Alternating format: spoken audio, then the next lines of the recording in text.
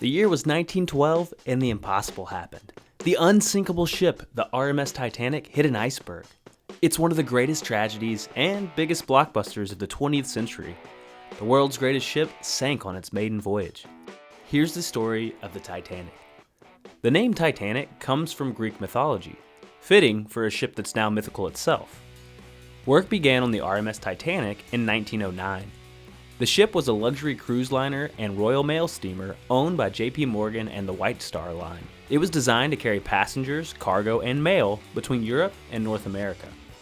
The Titanic was constructed in the shipyards of Belfast in Northern Ireland, alongside its virtually identical sister ship, the Olympic.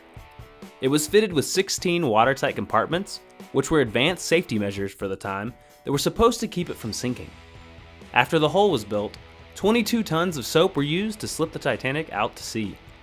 The hull was then scuttled to England, where the remaining accessories, luxury accommodations, and the latest radio telegraph technology were added to the ship. Lastly, the Titanic was also fitted with an anchor, weighing over 15 tons, the largest ever built at the time. And boy was it luxurious, at least for its many wealthy passengers.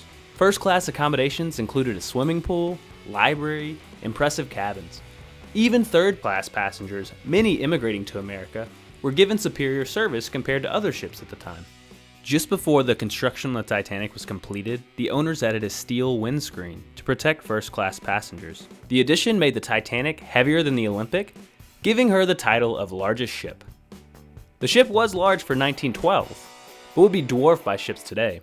Here's what the Titanic might have looked like when compared to the Queen Mary II, and also to the Oasis of the Seas, which, like the Titanic, was the largest ship afloat when it was built. But back in 1912, the Titanic's size created some problems. The Titanic set sail from Southampton, England on April 10, 1912, bound for New York. Her huge waves knocked the SS New York off her dock and caused the ship to float within 4 feet of the Titanic. A tugboat saved the Titanic from certain damage. Ironically, many viewed this as an instance of dark foreshadowing and bad luck. As you know, the Titanic never did reach New York. Nonetheless, she continued onward, stopping in France and Ireland to pick up passengers. The Titanic's captain was told to proceed with caution. He was warned via radio telegraph of the impending ice ahead. The Titanic, however, continued at full speed ahead for the next 4 days, eventually hitting an iceberg 375 miles from the coast of Newfoundland.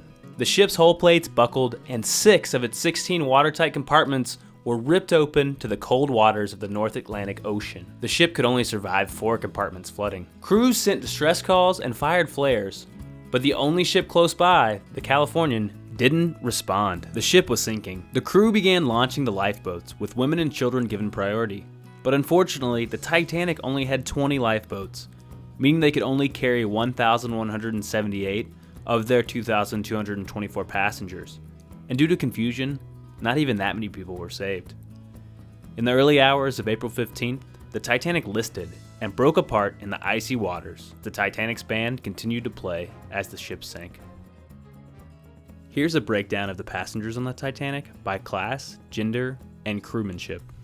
The next table shows you in red the number of people per class or gender who perished on the Titanic. As you can see, most of those who perished were either men in the third class or were crew. The estimated 706 survivors were cast adrift in the freezing night until the arrival of the RMS Carpathia. News of the tragedy was radioed to New York, and some 40,000 people gathered at the dock to greet the traumatized survivors and offer them shelter, food, and clothing. The Titanic still lies on the ocean bed today. It was rediscovered in 1985 and is the second largest shipwreck in the world. The sinking of the Titanic led to huge improvements in global maritime safety. Regulations around lifeboats were boosted, and ships were ordered to be in radio communication at all times. The International Ice Patrol was even established to monitor the areas and warn ships. The last known survivor of the Titanic passed away in 2009, but the memory of what may have been one of the greatest maritime disasters in history will live on forever.